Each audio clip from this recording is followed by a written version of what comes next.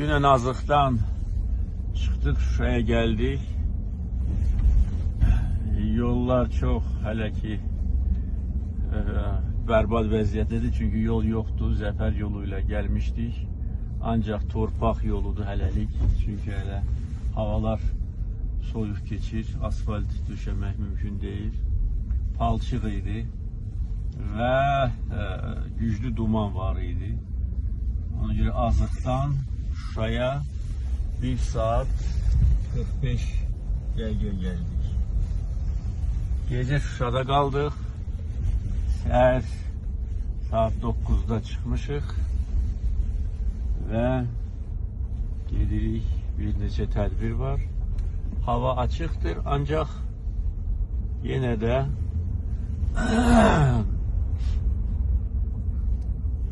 buludlar şəhərin üstündədir. Keçən dəfə yanvar ayında gəlmişdik. Natəvan Uzeyir Hacıbəylinin və Bülbülün düşlərini Şuşaya qaytardıq. Və bugün bir daha Şuşaya gəlmək büyük insana zövq verir.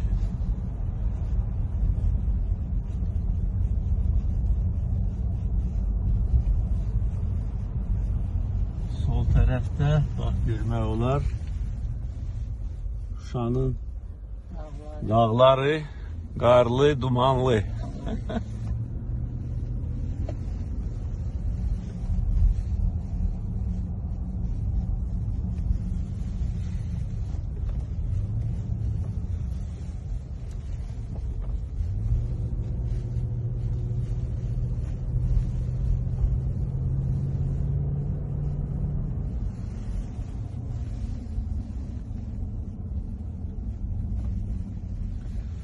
Vaqifin məqbərəsində tezliklə bərpa işləri başlanacaq.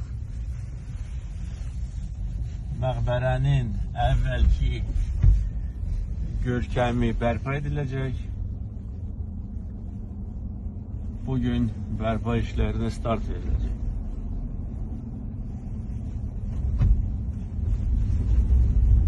Məscidlərin bərpası ilə bağlı artıq müvafiq göstərişlər verildi. İlkin araşdırmalar başlanıldı.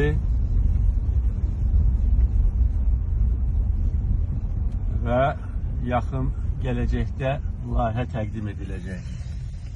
Bax, Şuşa bütün mövsümlərdə gözəldir.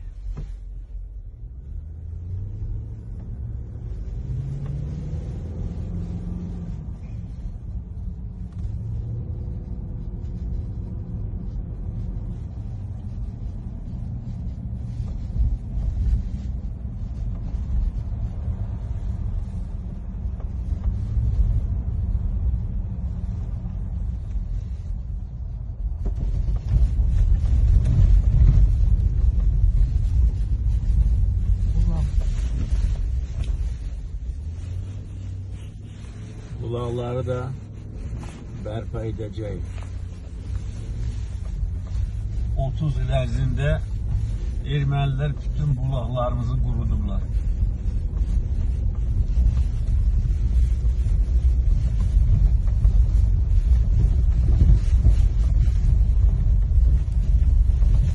Görün şəhər nə gündəydi.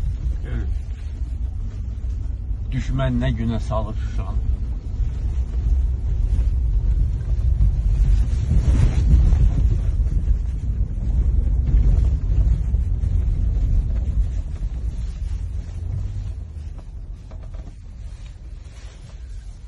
Vaqifin məqbərəsinə yaxınlaşırıq. Artıq işlərə start verilib. Layihəyə baxmışam. Bax, burada foto şəkillər də var. Ulu Öndər Heydər Əliyevin burada olarkən həm açılışda iştirak edib, həm Vaqif Poeziya günündə iştirak edib. Tarixi bərpa edirik.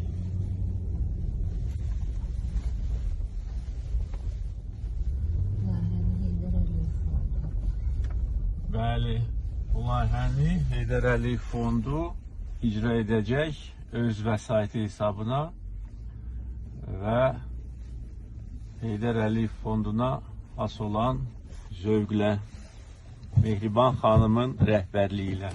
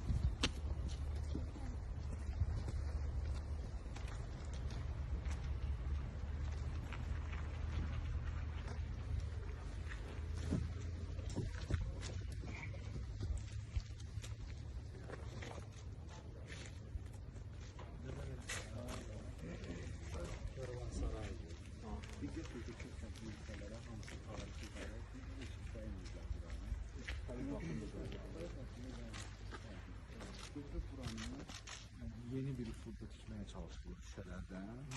Ortanı dağıdıblar. Oranı dağıdıblar. Ama orada yazılı. Orada yazılı bunun. İçeri geçseniz çok güzel arxitektura var.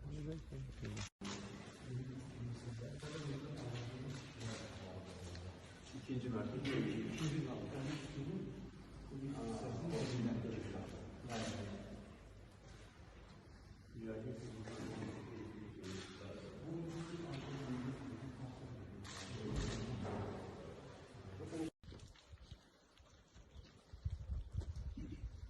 O büyük kirp dağıdır. Yeni daşaltı hesabı. Uzaqdakı yoxsa yaxın? Uzaqdakı o belə üstü Böyük his odur. Bəli. Şuşanın su mənbələrinin biri, o yəni bir 10 əsrdən gəlir, o Xanqızın şey. O da köhnə daşaltı. Bizim bu hərbçilər oradan gəlirlər.